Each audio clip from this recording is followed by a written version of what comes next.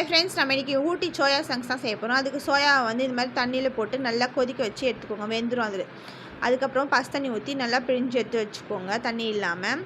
அதுக்கப்புறம் இதுக்கு வந்து மாவு போடணும்.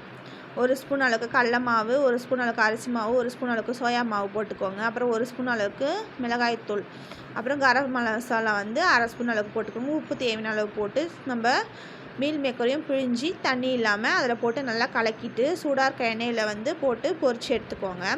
அதுக்கப்புறம் இது எப்படி செய்யலான்னா, ஒரு கரண்டி அளவுக்கு எண்ணெய் ஊற்றிக்கின்னு வெங்காயத்தை பாக்ஸாக கட் பண்ணி அதில் போட்டுக்கின்னு சோள மாவு வந்து 2 ஸ்பூன் அளவுக்கு கரைச்சி ஊற்றிக்கோங்க. அப்புறம் சோயா சாஸ் வந்து 2 ஸ்பூன் அளவுக்கு ஊற்றிக்கோங்க.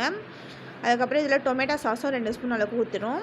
எல்லாத்தையும் ஊற்றி நல்லா கலக்கிட்டு நம்ம வறுத்து வச்சுருந்த சோயாவை வந்து அதில் போட்டு கலரி எடுத்து சாப்பிட வேண்டியதான் ஃப்ரெண்ட்ஸ்.